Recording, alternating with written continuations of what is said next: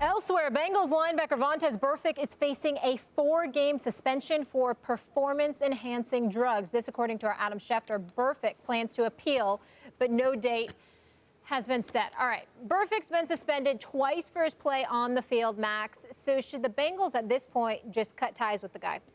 Nope. I mean, if it was something on the field again, I would say yes, sure. You know, how many times is this going to happen? It's recidivist and he never learns. But this is not an on-the-field, expression of anger or an impulse control issue. This is, if it's true, premeditated. He's cheating. And as many, we know PED use is widespread in professional and amateur sports, see the Olympics. And, okay, he got caught. Let me tell you how seriously the NFL takes this. 4-game suspension. A 4-game suspension. Lane Johnson got caught last year. Offensive lineman for the Eagles. Remember I said he was a tipping point? Now the Eagles weren't going to be good last year when he got suspended. It turned out to be true. That was, 10 games because it wasn't the first time? No. In the NFL, if you take PEDs, now, by the way, it's a full contact sport. Someone can get hurt or killed, from this kind of stuff. But if you take them, they say, okay, 4-game suspension first time.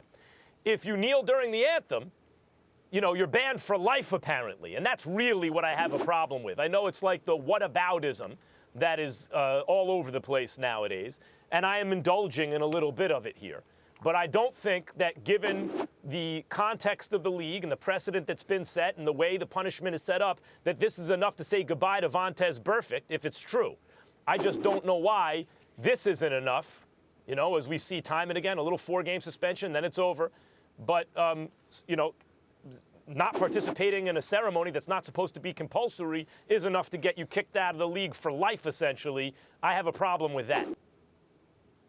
I'm not going to – listen, I don't think that they should get rid of him, not by any stretch of the imagination. And I'm one of those guys that when it comes – I'm not that forgiving when it comes to weed. I'm not that forgiving when it comes to hardcore drugs. I'm not that forgiving when it comes to behavior on the field or lawlessness off the field.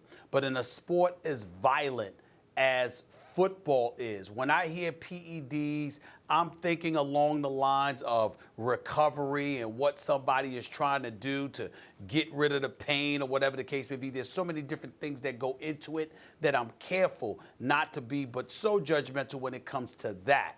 Having said all of that, I would also tell you this, Max Kellerman and Molly. I'll tell y'all something very interesting.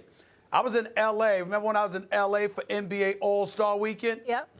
Well, guess who came out of the stands to meet up with me? The one and only Vontaze Burfict.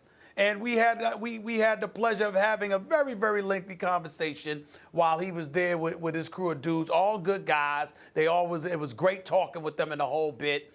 And one of the things that he talks about, he says there's two sides to everything. He said there's a lot of stuff that goes on with me that I don't have the luxury of coming out there and just speaking out and speaking very open about because there's so many things that come into consideration. You got the league office. You got how they're going to interpret things. You got Coach Marvin Lewis and others that might want me to take a different approach, et cetera, et cetera. But I wish everybody always knew the facts. We don't know all the facts here.